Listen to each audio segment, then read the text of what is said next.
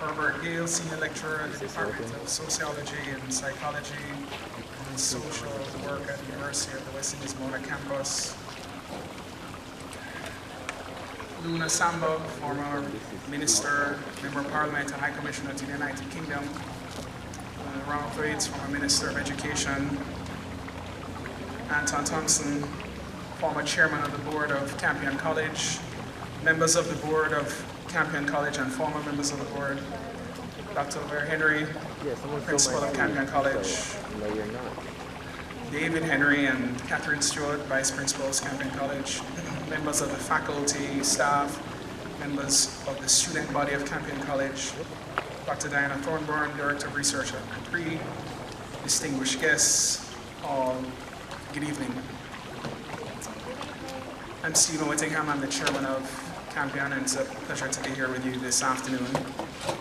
The Samuel Carter lecture, the annual lecture, has become an important part of the culture of the school. It's a pillar of Founders Month, which we celebrate every January. I see that.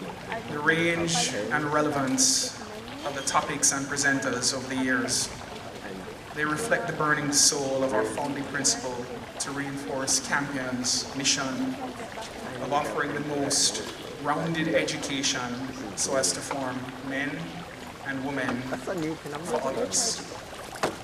This afternoon, ladies and gentlemen, will be no different. It is my pleasure to welcome to Campion, on behalf of the Board of Directors, our guest lecturer, Dr. Gayle. I had not met Dr. Gayle before today, but his reputation precedes him. An editorial from the Jamaica Observer said it best, I think. Dr. Gayle is providing new and comfortable insights which challenge existing stereotypes, and he should be heard and heeded. And if that message wasn't clear enough or ominous enough, you all should know that the headline for the editorial was, "Disagree with Dr. Herbert Gayle, but don't ignore him." And I can promise you Dr. Gayle will not be ignored this afternoon. In fact, I'm personally looking forward to listening to your insights and joining the audience in engaging with the ideas that you share with us. Your presence here reflects our commitment to fostering dialogue, learning, and innovation within our community. At Campion, our prowess in the classrooms, in examinations, and in alumni commitment to the school and to national service, all are well known. Our goal, however, is wider. Occasions like this will help us ensure that every Campionite will graduate with a formed conscience and a generous spirit to match their knowledge and vocational skills. And considering all this privilege that we have, we must never forget how fortunate we are, and Archbishop Carter's story serves as a strong reminder for me. A mere century ago, Archbishop Carter's mother, a widow, many children, grew up selling produce in the market to support her family. Since there was neither enough money nor access for all to get a high school education, each child got some private lessons and then returned home to teach others what he or she had learned. They all succeeded. Selfishness and hyper-individualism played no part in Archbishop's upbringing and his life. From such experience, and with the same spirit, consider and cherish the Campion which is bequeathed to us today. Welcome to this memorial lecture. The program has been shared, and we're going to follow the items as they are, and I'm going to ask Archbishop to start us with prayer and introductory remarks.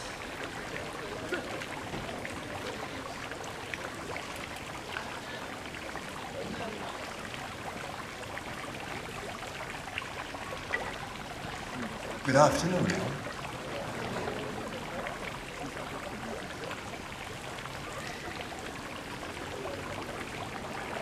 The prophet Micah sums up succinctly the teaching of Jesus, whose birthday had just been celebrated. It says, "Do justice, love tenderly, and walk humbly with your God." Let us pray. Remain seated, please. Heavenly Father, your word made flesh incarnated these truths and commissioned his followers to promulgate for the common good. This lecture is in honor of our beloved Archbishop Samuel Carter, whose life and ministry further this Christ-like injunction to do justice, love tenderly, and walk humbly with God. Through his advocacy for value-based education, advocacy for justice, and works of charity for the deprived. In appreciation of such dedication, his annual lecture series, sponsored by the Campion College community, promotes the important task of character formation and nation building, the foundation of which must be truth, justice, and love.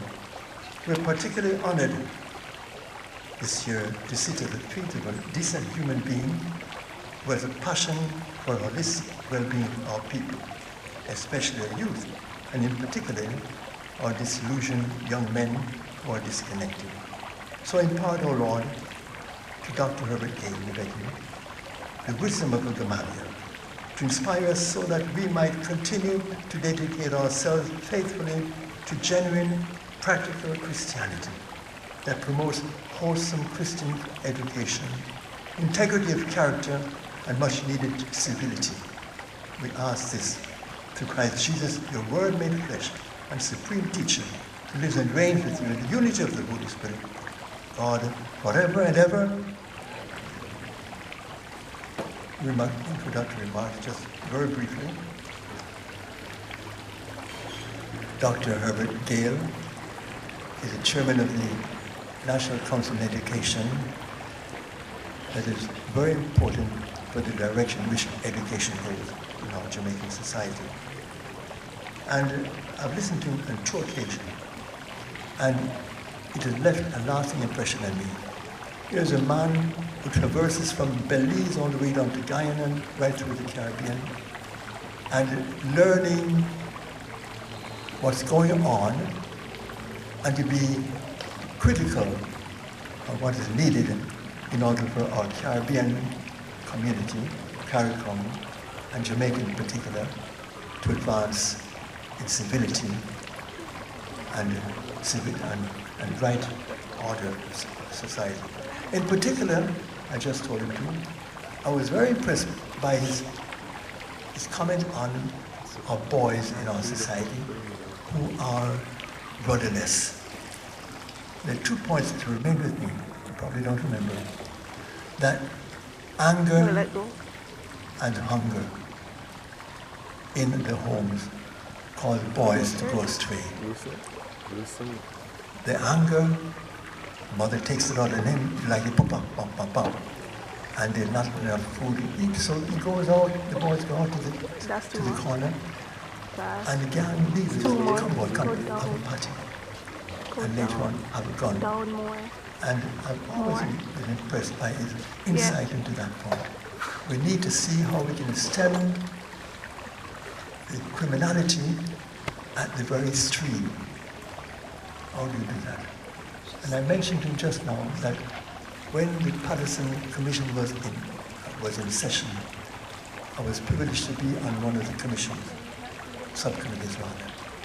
And based on what Dr. Herbert told me in a lecture, I proposed to them that we should have more residential boys' school. And sad to say, they X'd that from the final report because it's too costly. I wonder what is more costly, that or what we're going through now.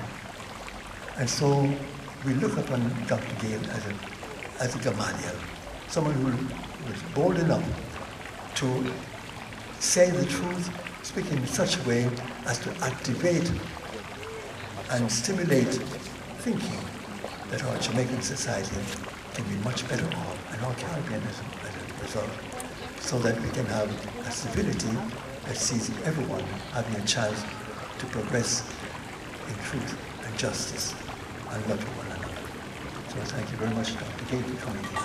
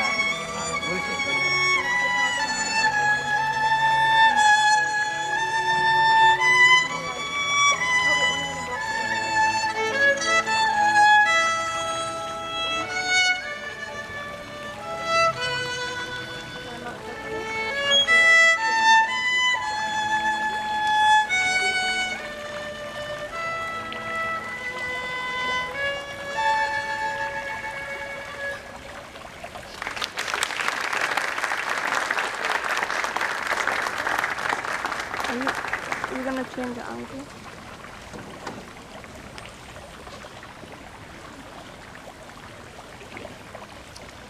Good evening. I'm going to introduce this year's Samuel Carter lecturer, someone who I've known for a very long time very well, Dr. Herbert Gayle. Dr. Gayle is a senior lecturer at the University of the West Indies, Mona, and currently head of the Department of Sociology, Psychology and Social Work. He's trained as a social anthropologist with a long-standing research on social violence, particularly gangs, repeat offending, and forms of interpersonal violence that are often reduced to simplistic notions of a culture of violence. For more than 3 decades, Dr. Gayle has immersed himself in spaces that too few researchers enter, and frankly, more of us should be entering. His work spans multiple countries across the Caribbean and beyond, and he's known for his sustained field presence rather than the distant observation that too many of us who do research engage with. Whatever one's views of his conclusions, and his work has certainly provoked debate, there's no question that he has pursued questions that others have largely avoided, necessary questions and important questions. In a region where violence is all around us, Dr. Gayle has insisted on engaging directly with those most involved, including the young men who are frequently reduced, as Archbishop said, to statistics or stereotypes. That insistence has shaped public conversation, influenced policy debates, and challenged many of us to consider unpleasant scenarios about who we are and how we do things. Beyond academia, Dr. Gayle has been an active public intellectual, a frequent contributor to regional and international media, and an advisor to many governments, civil society organizations, and international partners. He has also been a vocal advocate on issues affecting boys and men, gender relations, and family life, some of the key issues that frame and shape who we are. The Samuel Carter Lecture is intended to provoke thought. Dr. Gayle's work, whatever position one takes on it, does precisely that. It pushes boundaries, raises questions that are not always uncomfortable, and forces us to engage with issues that are too often unexamined. We can expect him to push some boundaries and make us shift in our seats. Few of us have to be captain. We can't all be jumping and having fun while the boat sails. I want us to contemplate machinization and gender conflict, and much of what I intend to say has a lot to do with the next generation, the generation that we can't find a name for because they're not alpha. Alpha has a meaning, even though it has a second meaning, but its first meaning is to be strong. And I'm not certain if we've done that kind of job. So the human species is said to have peaked in the 1990s in terms of reliance on our own selves and our own brains. The best music, young people today hear music from the 1990s and 80s, and they dance their socks off, and then they hear their own music and they go, what at? More Pro Tools and all kinds of stuff mixed with the music today because we've become machinized. Tim Berners-Lee first proposed the idea for a universal link information system. By 1993, the World Wide Web was launched. Wi-Fi was launched in 1997, and today that's what we use to punish children. We don't beat them anymore, we turn off the Wi-Fi and they go into withdrawal. Yeah, they actually itch. I'm serious. By 2004, it was made available to smartphones, and by 2005, which marked the date, humans no longer thought completely for themselves. So 2005 is the marker for machinization, and the one I'm concerned about is the area called cognitive offloading. When you give students assignments today, they don't bother with their brain, they just cognitively offload. They go chat, open, mark, they have a whole range of stuff, and they just go into it, and the result is chaka chaka. There's one part bright and the other part not so bright, and then a part of it just completely dumb. And you know that's AI.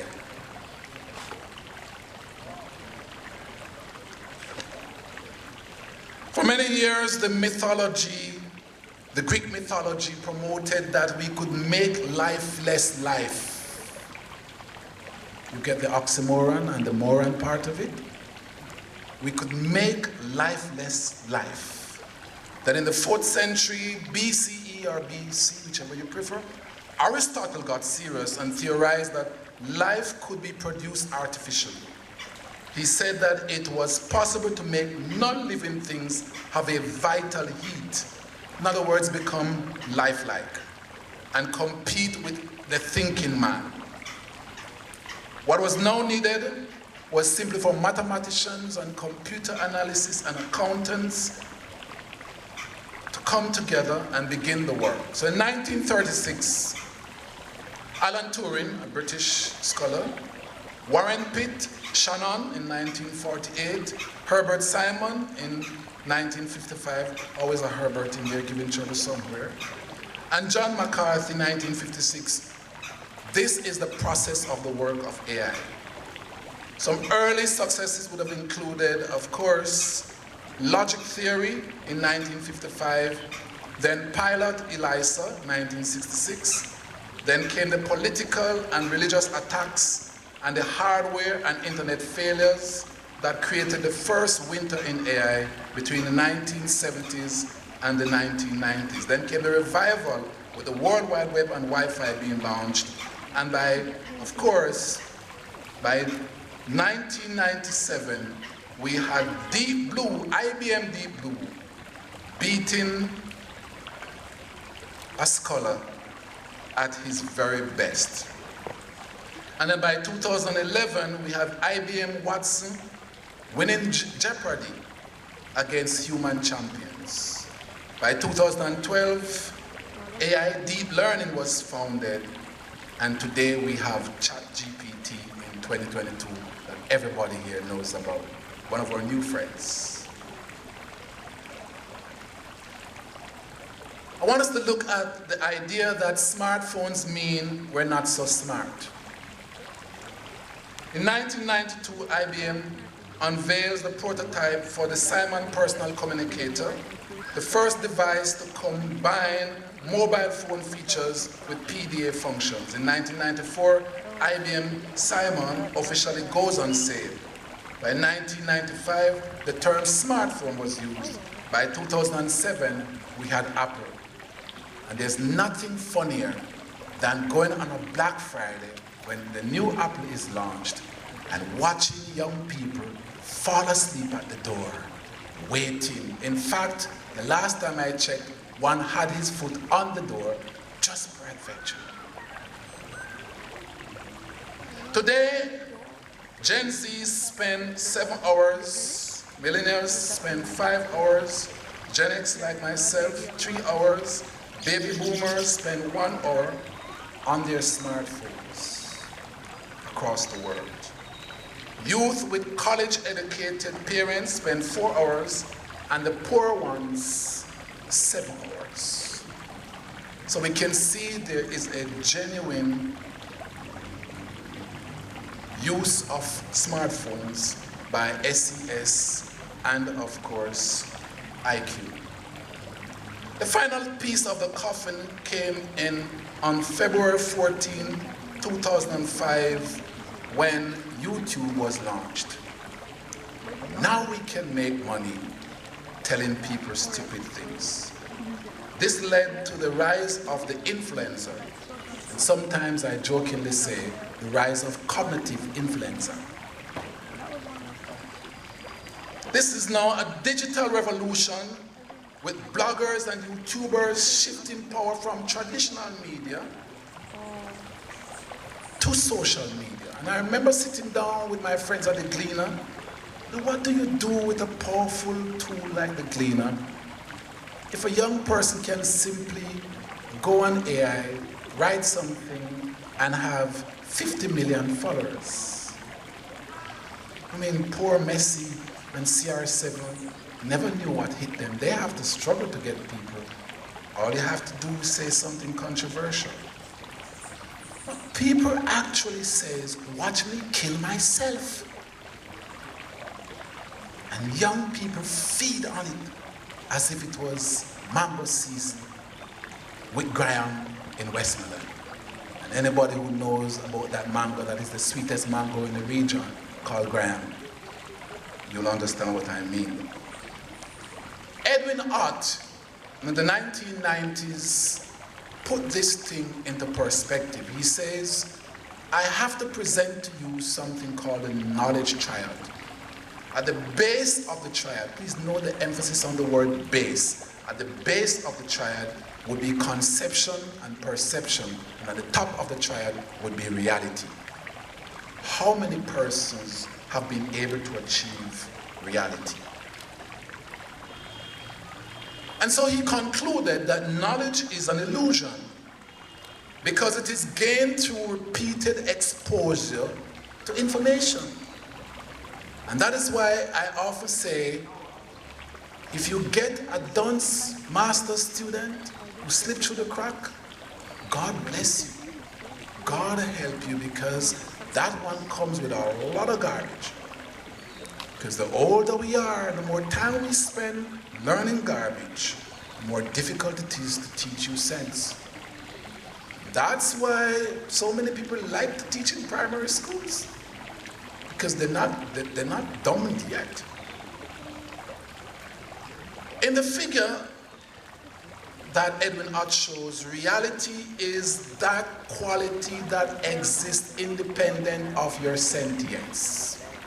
It means it doesn't matter how emotional you get. If a tree falls, it falls. Yes? And it doesn't matter if you like the tree, if it was your favorite tree with Graham mangoes or East Indian, it doesn't matter, the tree fell. Even if it was felled by somebody you don't like, it doesn't matter. It is simply a fact of existential. But perception is the information conveyed to the observer through the senses or indirectly. And of course, conception is the correlation and generalization of the perceptions which exist in your minds. So it means, therefore, that if you look on a chair and you say, that's a fancy chair, or if you spend your life contemplating how this chair was made, it doesn't change the existentiality of the chair. So I want to take you through 5 quick pillars of research philosophy. The first one is the ontology. It's Latin, stay with me.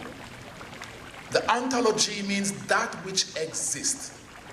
And every time somebody starts a conversation with you without the ontology, my bad attitude is, I have something better to do. So if something does not exist, you shouldn't be having a deep conversation about it. Second pillar is the episteme, which is the explanation of that which exists. And the third one is the axiom, which everybody who does research knows is the problem, because that is the window through which you look. So all of us look through different windows, and even twins. And I'm so happy today that we have completed the genome. 21 universities came together and completed the genome of the human species. We no longer have a problem in knowing which of the twins did the murder. So the axiom is the window through which we look. So let's go back. The ontology is what exists. The episteme is your attempt to explain what exists. The axiom is what you look through as you attempt to explain what exists. And the rhetoric, which is number 4, is the language you use to explain this. And number 5 is the method you use to really make sense of it. Why is the rhetoric important? It's important, and I share with you, I was at CARICOM in 2008, and somebody presented that the reason why young men were struggling is because they were too privileged. And I have a bad habit of, when you upset me cognitively, I take chalk or marker and I say nothing. I drew a donkey beside a motorway with a long rope, and I walked back to my seat. This was at the Princess Hotel in Belize. And everybody who had a brain got it. That's exactly what we do. Give the donkey a long rope right by the motorway and says, enjoy your privilege.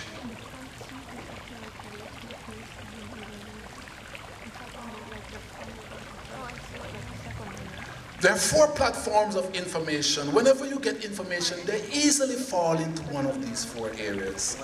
Belief systems, which has strong sentience, strong emotions, that's what it means, strong faith, weak ontology, intended to persuade, and we get a lot of this in religion and in politics.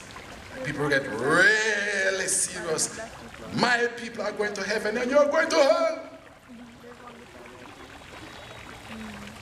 And I'm a laborite, I'm a comrade, and orange, green.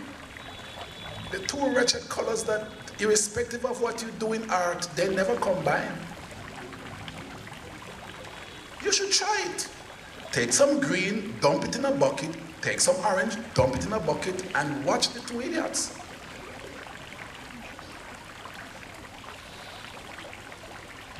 The second group, the second platform of information is called prejudice. It has strong sentience, strong faith, strong ontology, but it's intended to harm. And prejudice is often very innocent. For example, I'll never forget, I was in New York and I walked into a Chinese restaurant, and the owner of the restaurant walked up to the black folk and said, "The chicken not ready yet." It's a fact. Black people are predisposed to making chicken feel scared. We eat more chicken than anybody else, but we don't want to hear it, especially when you intend to offend us. Not everything that is a fact must be used without context. And so, even the truth can be prejudiced. The third platform is where we get into a lot of trouble. Propaganda. In the last 20-odd years, that term is barely used. The term used is campaign. Today we campaign for everything. Everything we campaign about. And the fascinating thing about campaigns is that they're circular. Unlike religion, unlike all of these things that are hierarchical, campaign frames are circular. You have no idea who will cancel culture you because everybody has power in a campaign. It's fascinating. It has strong sentience or emotion, strong faith, some ontology because it is intended to help one group while at the expense of the other. And it's intended to have a zero sum. There's nobody who's campaigning who thinks that in taking money from the rich and giving it to the poor, let's take the most beautiful campaign ever, that somebody's not losing. And then finally we have science, which is weak sentience, not a lot of emotions. When you're writing science, you don't get emotional. Strong skepticism, because scientists don't believe in anything, they need proof. Strong ontology, and it's intended to teach. Let's look at the difference between sex and gender. I'm laying for you a proper platform before I get to the points I want to raise with you. The word sex is used to refer to two main categories used to distinguish humans and most other animals on the basis of reproduction. Only 1.78% of the human species do not fall into these two categories. And these people fit into groups, first of all, mentioned in the 1950s called intersex. Sex is a reality. Please note, this is not about one sexual orientation, this is about sex as in reproduction. You can literally test someone and know their sex. There is ontology. There is existentiality. You can see it. We have 23 pairs of chromosomes. 22 pairs are autosomes, as in non-sex chromosomes, and one pair is sex chromosome. So XX for females and XY for males. And we know from the ovum we get X's, and from sperm we get X and Y. And in fact, the name of the gene is the SRY.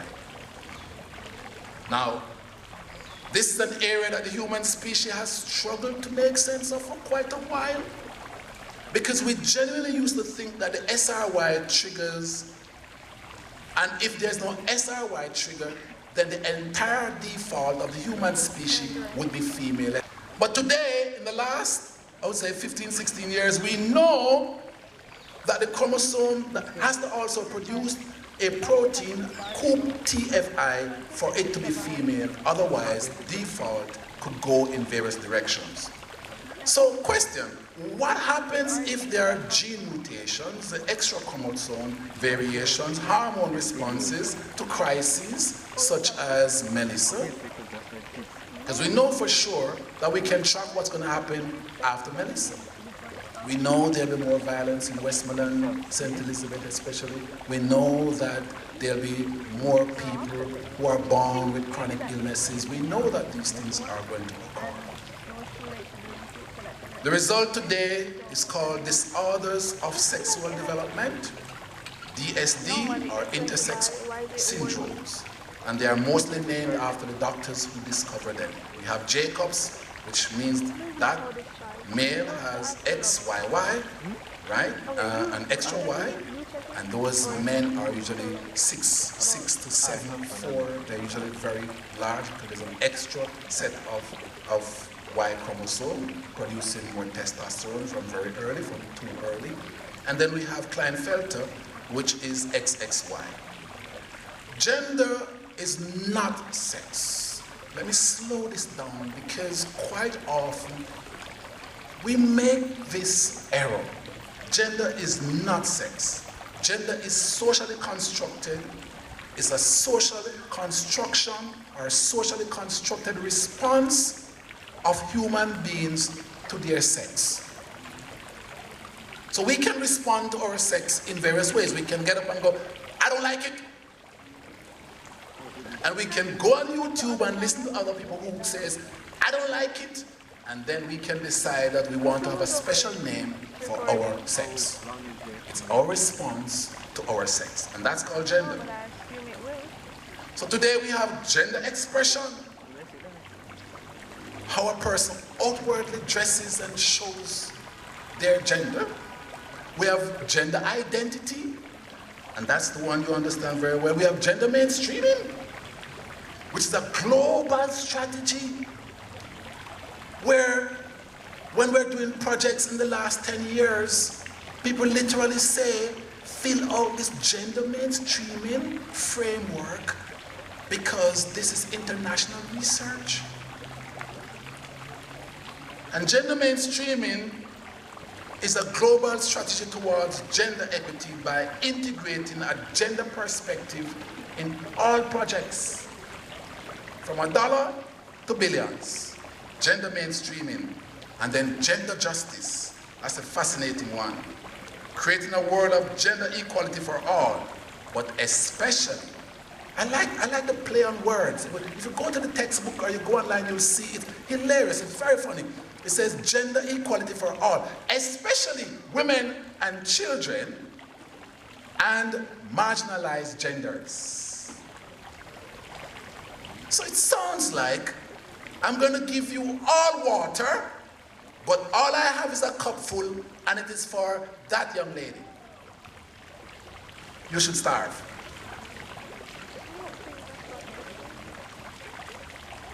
What is gender conflict? What is gender conflict about? Feminism history is divided into what is called waves, beginning with the Enlightenment thinkers like Mary Wollstonecraft, advocating for reason and rights, leading to the first wave in the 19th and 20th century. And this was focused on suffrage and legal equality exemplified by the Seneca Falls Convention in 1848.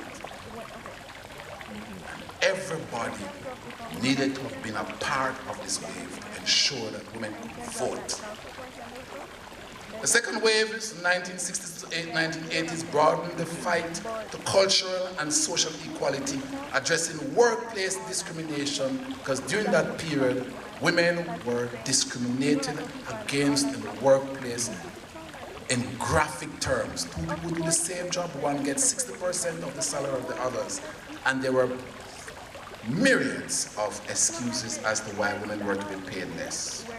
The third wave, 1990s, embraced diversity, individuality, and challenged gender norms. And the fourth wave says the focus will be on social media to combat sexual harassment and violence. That's the wave we're going to speak about a little bit. But there are four crises in wave 4. Number 1, gender above sex. Calm your ears down. One of them is biological. We can put it in another perspective, made by God. other one is socially constructed by anybody. And then there's a campaign that says to you, what you must embrace is gender, not sex. What do you think the dog does? The dog says, birds, go up there, feed all you want, but God help you if you land.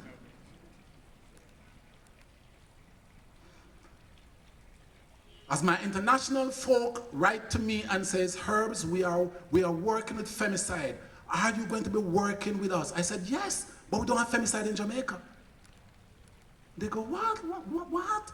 I go, you spend too much time in Latin America. We don't have femicide.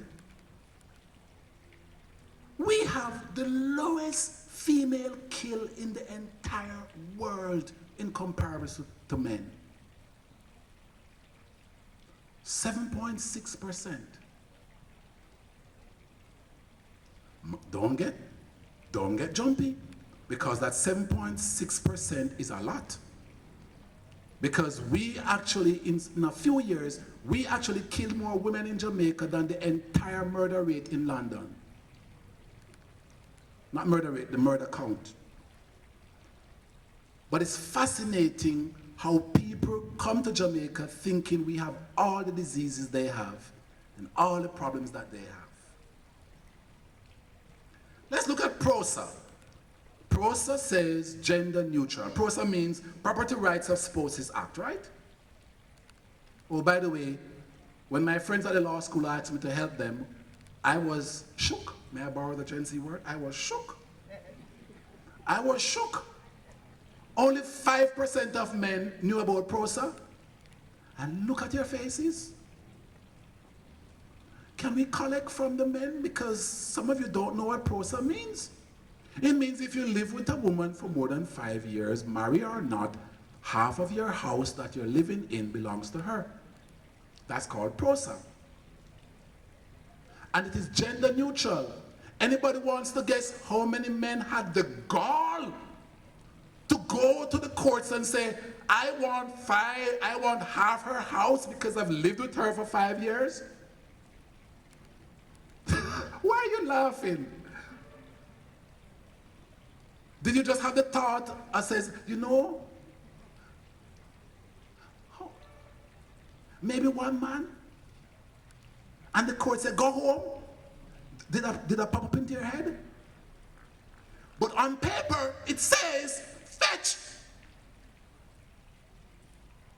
Then it gets worse. Sexual harassment bill. Oh boy. It gets worse. I want you to picture a young man. Let's make him big. 6'4", bigger than I am, big. Walks into a police station and says, I'm sexually harassed. Can you imagine the police saying, fetch?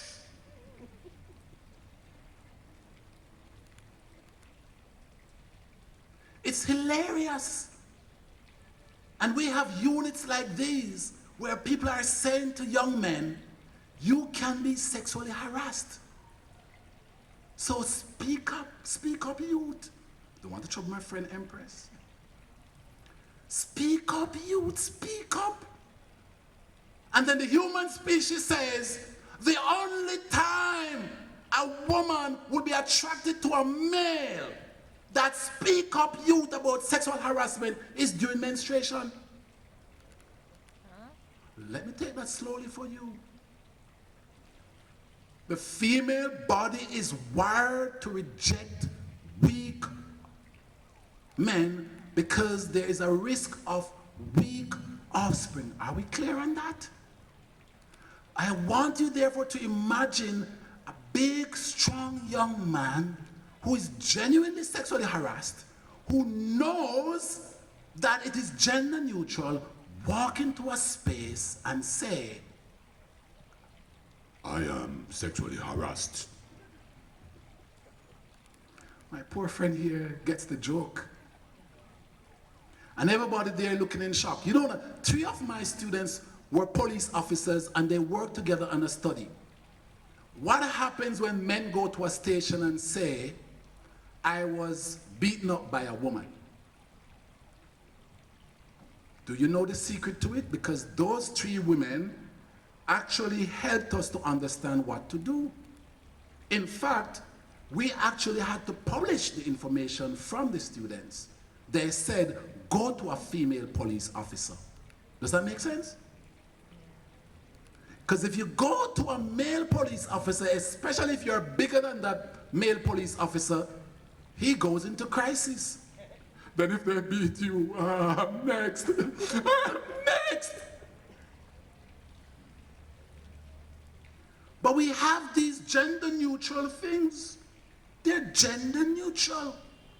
They're thrown on the roof and say, go fetch.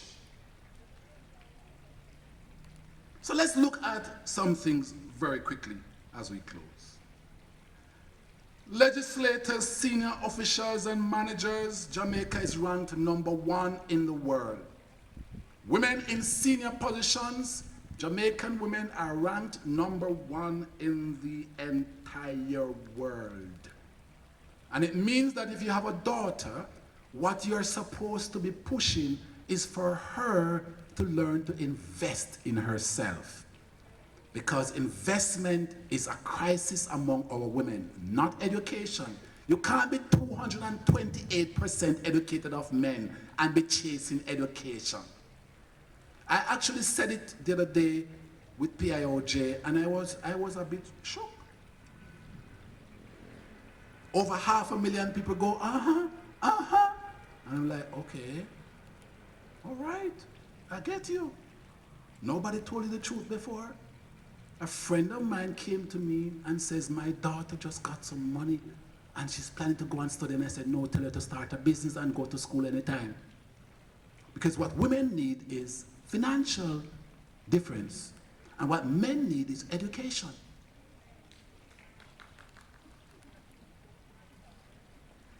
Health and Survival Index, Jamaican women are ranked #1 in the world. That's a lot of suffering to be ranked #1 in the world. But here's the problem. Comparative literacy between men and women, Jamaican women are ranked 2nd in the world. But here's the concern. You're ranked way down at 83 in terms of finances. And therefore, that is why I have to say to my daughter, that is why I have to say to your daughters, get involved in investment. Because at the end of the day, 67% of education determines your SES, but your occupation accounts for 98% of your SES, your socioeconomic status, your survivability, your reason for being alive. So education is powerful, but you must also have a skill. You must also have a sense of how to make 2 coins jingle and how to put 2 and 2 and get 22. These things are important.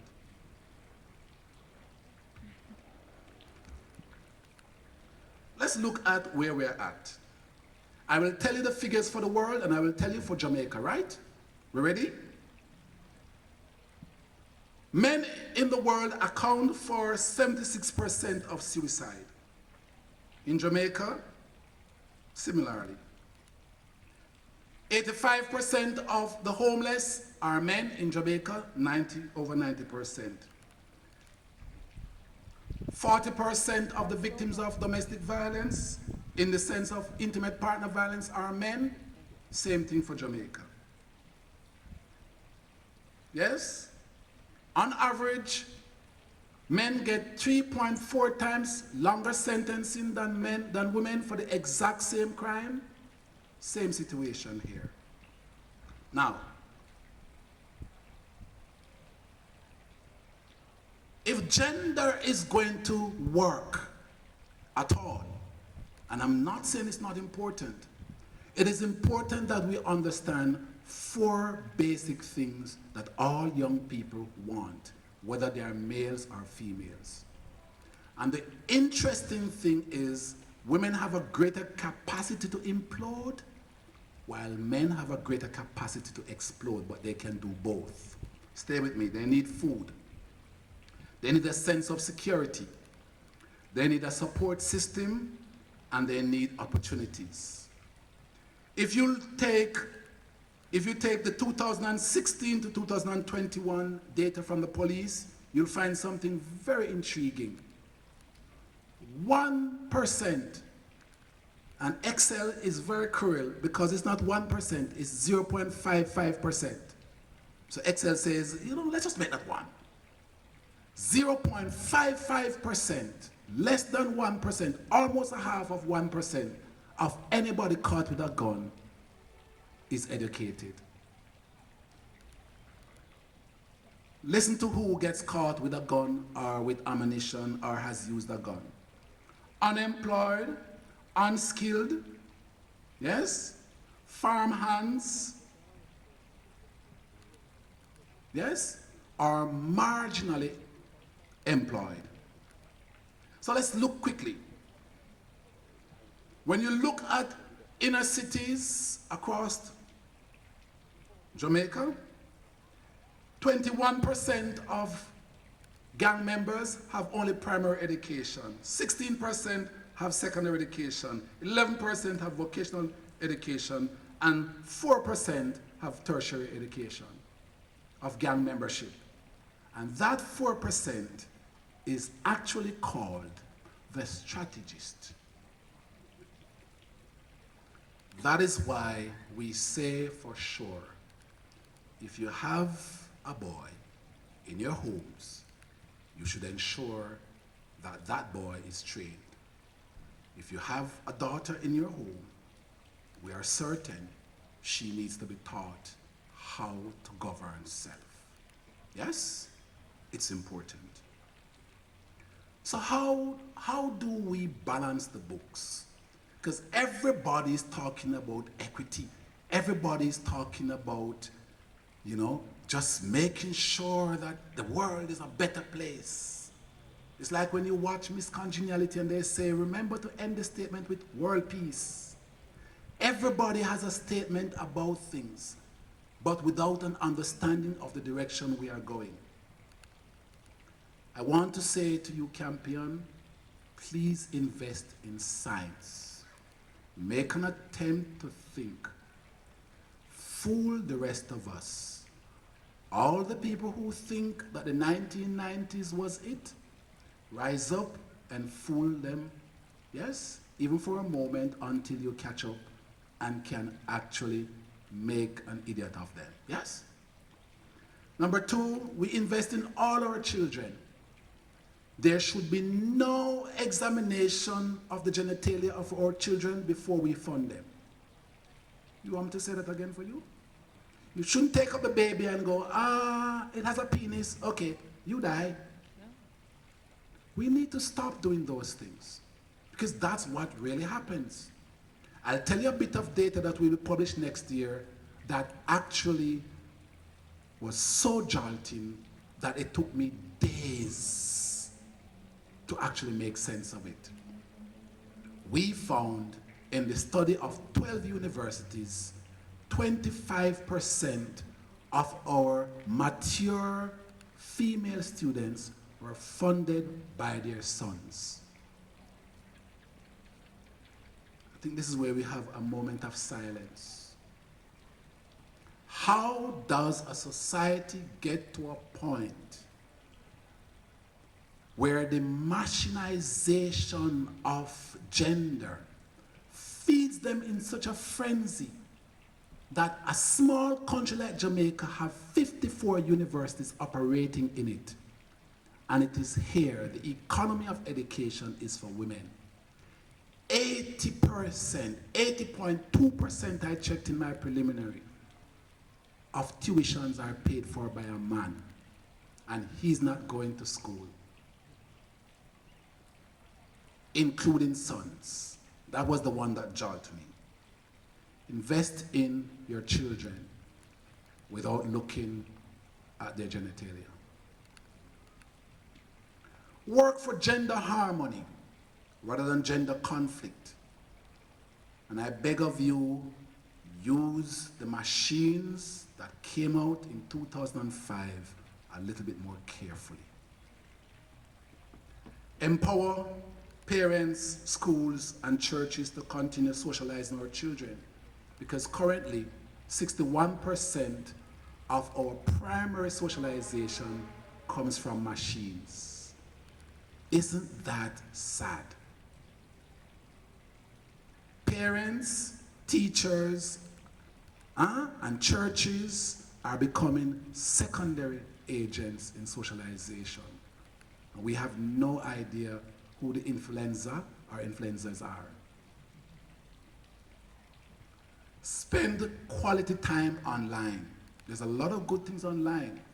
Put PDF or .doc after your search. Some sense may emerge. Yes? Because not everybody is smart. Some are otherwise. Find ways to lead and not be the victim of misinformation. And as I close, let me look this direction. Make sure your daughters have an MA and an MAN if possible. Make sure your sons have dollars and cents. God bless.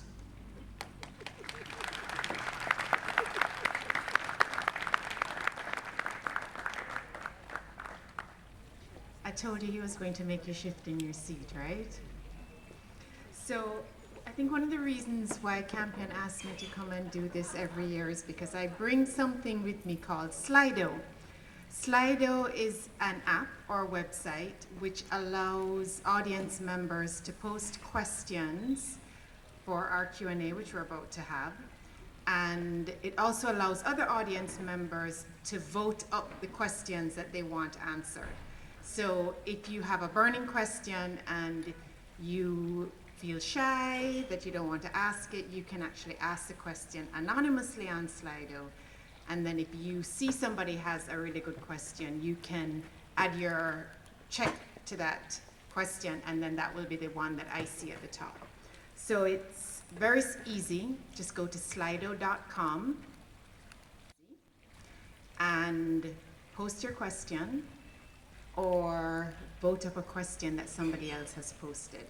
So while they set up the area for us to sit and have our conversation, please go ahead and do that. So, Dr. Gayle, please. So while I'm waiting for the questions to come in, of course, I get to have moderator's privilege and ask some of my own questions. Herbert and I have been working in the same field for many, many years, and he did a survey for us at Capri many years ago. I don't even remember, Montego Bay, the youth in Montego Bay, and we've gone back to that survey so many times for so many different areas of research, because it talks about many of the things you talked about this evening, about the role of boys and men in families and the pressures that they face. They don't stay in school because they are expected to be providing even from a very young age. And some of the issues that you brought up, it was a lot, you know. But I wonder if you would just share with the audience, especially for the students, because there's a lot of things that they may not have gotten fully clearly about how they should be thinking about a lot of these new developments, new ideas, new technologies, and what they mean, especially in the Jamaican context. And I really appreciated where you pointed out where we're with the rest of the world and also where we're different. So we have a tool called integrated methodologies, which basically allows you to create an index so that you, the respondent, don't realize that after answering 10 questions, we already know your truth. So we don't go to a man and go, were you ever abused? Me? Bad man? You're mad? But we ask them 10 questions, which by the time we're done, we know the degree to which they were abused. So part of the crisis is methodology. There are lots of people collecting data that have no idea what they're doing. And that is why training is important. Number one problem, 69% of the girls says there's no Wi-Fi at the entrance of the gate. So when I'm leaving, my phone just goes. So I will walk out and my principal says, you leave now. I'm gonna get to the gate and you're trying to work with the Wi-Fi and there's nothing. And then I go to a tier 4 school. Tier 4 is defined as not having less than 5% matriculation to university over a 3-year period. Less than 5%. We have 31 such schools. What's the number one problem? Gunshots, sir! And I'm like, this is the same country? And then you go to the basic school down the road, the basic school now, right? In the same tier 4 area, right? Because this is geopolitical. What's the number one problem in teacher in your class? The children, the 3-year-olds keep threatening each other. My father will toot you.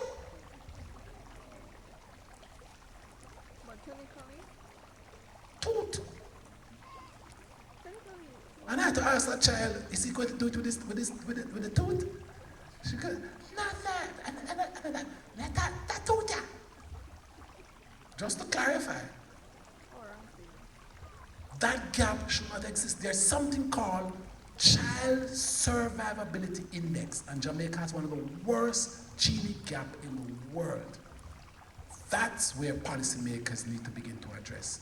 Because when you go, I kid you not, when you go to the UK, the worst school and the best school is a gap of 1 to 4.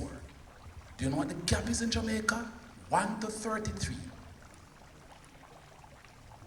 In other words, if you were born in a suburban community, you're a girl, you go to an all-girls school, or 6 of the co-ed schools, including this one, yes, your chances of going to university within 3 years is 99.42%.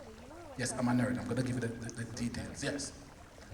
And the probability, if you're a boy from an inner city that goes to a tier 4 school, is, you've already worked it out, 3.15. That's not apartheid, that's apartheid at its worst. So these schools keep feeding because 9 of them actually are in zones of violence. There's some in the country, yes, in the onion, in the condiment areas, but 9 of them are seated right here. And these schools, you can simply pick them up. And 31% of these kids would have either fired a gun, stabbed somebody. It's just too much. That's called a pool from which gangs can easily recruit. That's your crisis. So if we begin to have what is called a draft system, and please forgive me, I introduced draft system to a group of wealthy Jamaicans, and 2 of them walked out. Draft system, like in the NBA, says the poorest school should get the most resources. 2 of my wealthy brothers, I did not say sisters. The sisters don't go, the sisters stay with you. But 2 of my wealthy brothers walked out of the meeting. We're not ready for a draft system. We enjoy our little privileges. And so there are some cultural things that need to change. Okay, I have to tell you, Herbert, you're getting some pushback here. Which I know you're used to, right? So I think that these are the 3 top questions now that have been voted on. And if I try to compress them into one question, because this is going to be our penultimate question, it's, what I'm getting from the questions is, are you not accounting enough for the way in which the overall patriarchy, the patriarchal system that defines the world that we live in, that it has forced women to overcompensate, and that women do and girls do still face serious societal setbacks? Why is it that you continue to push this idea that it is the men who need attention, more resources, more favoring in programming, more places in schools. And I think it's encapsulated in this question here about, you talked about most of the victims in murder in Jamaica are males. But you failed to mention that it's also men who are doing the murdering. So I think that kind of wraps up the essence of the pushback that you're getting here. Thank you very much for asking that. That question is so beautiful, because number one, I have never ever said in my life, not even before I was trained, that men overall need help and women should not. What I have said is that when we create binaries like that, we get into trouble. The richest people in London are white men. The poorest people in London are white men. If you get the point, I could stop speaking, but I'll help you a little bit. In other words, the fact that the richest people in Jamaica are men does not mean that the ones that are in trouble that's going to be a threat to your life are not men. Because no group is homogeneous. And this is what we're not getting. I have never said men. I've said inner city young men. Let's look at that. That has a, look at it. It has a geosocial zone called inner city, right? It also has another categorical variable called age. I could add with you color. They have a particular color. And I have been extremely specific. I did not say you should take, I'm not going to trouble anybody's names, but I'm not saying you should go to one of the 21 richest families in Jamaica and says, Herb says I should help you because men need help. That has never ever been the case. So that's the first thing that you have to try and solve. Again, remember, and I'm not being harsh nor rude, you need 25% of the material to ask a good question. There's a principle in asking a question. If you don't have 25% of the material to construct the question, you're in trouble. So let's make sure the next time you ask the question, you have it right. The truth of the matter is, there is a continuum. The middle of the Jamaican economy is laced with women, right? What we have not done with these women, who are our daughters and our sisters, is educate them as to how to invest in businesses, right? And I said that. The crisis for women is not being educated or trained, is that despite all of that, they own 63 cents to a man's dollar. That's a crisis. If you're 228% educated of men, and you have 63 cents out of every dollar he has, it means that you are underinvested. Yes? It means that you've not been trained enough to take the kinds of risk. I'll give you a quick one. I was at a graduation, and there were 4 women sitting beside me in red bottom shoes. And I challenged them, how much does your shoe cost?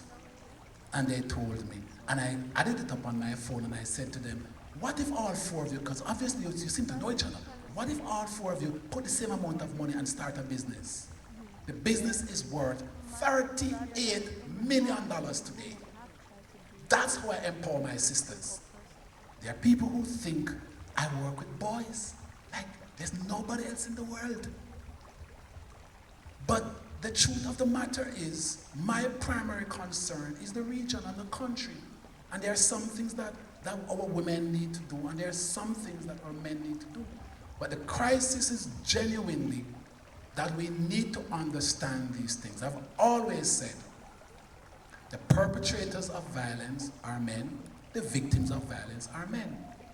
That's on everything I have said. So I hope the person get it right the next, or the people get it right the next time. The truth of the matter is, something needs to be done, because we don't have femicide yet. It's not recognizable. Femicide means that we are killing women because they're women. No. The bulk of women who get killed in Jamaica is because men are having war with themselves. And for those who want to go look at that puppy show day called 2017, January 7th. I was in Manchester, and I said a country that is ranked third most violent in the world cannot have something called violence against women. It has violence. And you need to solve the violence because the women who are dying in Jamaica, the bulk of them are as a corollary of men killing men. Yes? It has always been that, and that's what needs to change, right? But the crisis that I have to respect, and I have respected publicly, is the fact that the big feuds that run for decades start with violence against women. Penguins of Madagascar, smile and wave, boys, while they are saying, right? While they are saying all these things. Because one of my fun time is listening to people cuss me rather than cuss the research. It's fun. I've been to so many places and I hear people saying, I want a long maga man, you know.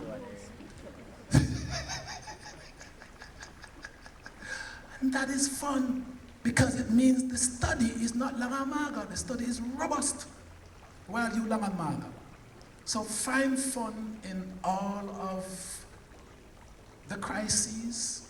Find a little time to just smile and wave like the penguins of Madagascar and move on because you have a passion to change in this thing. Because when I was leaving SOAS, I said to them, despite the nice jobs I'm being offered in the UK, because there are not many violence experts in the world, I am going to Jamaica, I'm going back to the region, because before I push up daisies, we're gonna kick some hell. Good hell this time. Yes? We're gonna make sure that people heard. Most people who are pioneers, they go before the Big Bang results. Always keep that in your mind. Never be daunted and say, my goodness, I've done so much in the community service at Campion and I see no change. The changes will come. Okay?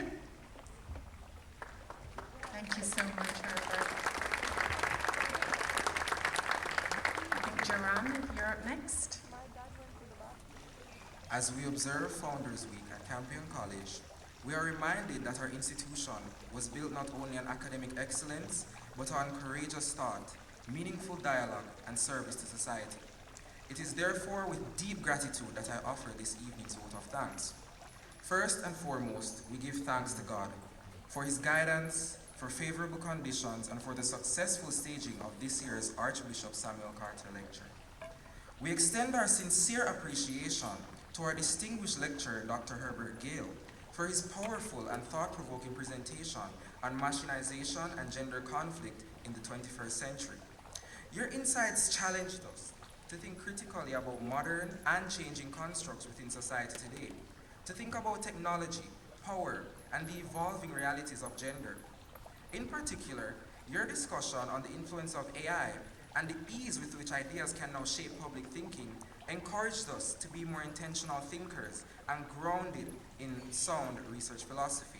Thank you for engaging us with such clarity, depth, and relevance. Thank you as well to Dr. Diana Thornburn, Director of Research at Capri and proud Campion alumna, for innovatively moderating the discussion and navigating the sea of ideas that were a product of the thought-provoking lecture that we experienced here this evening. We are grateful to Mr. Stephen Whittingham, Chairman of the Board of Management, for his warm welcome, and to Archbishop Emeritus Donald J. Rees for the opening prayer and introductory remarks, which set a reflective and purposeful tone for the evening. Our thanks also extends to Aidan Rampier of 6A for his musical item. What a beautiful rendition it was of My Heart Will Go On. To our school leadership and administration, thank you for your continued commitment to the intellectual life of Campion College and for facilitating the success of events such as this. We acknowledge and thank all those who worked behind the scenes, the organizing committee, ground staff, technical teams, and student ushers, whose dedication ensured the smooth execution of this lecture. From our little seat over there under the tree, myself and the head girl could see how engaged and genuinely interested you all were this evening. So I wanted to say a big thank you to our audience for your presence, your attentiveness, and your willingness to engage in meaningful dialogue as we continue to honor the legacy of Archbishop Samuel Carter. So finally, thank you. And to all, have a pleasant evening.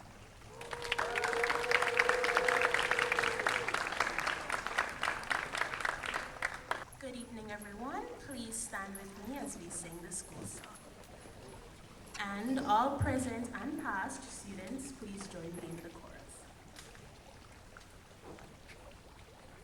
After 2, 1, 2. Hail, Campion, hail. Faith and courage will prevail.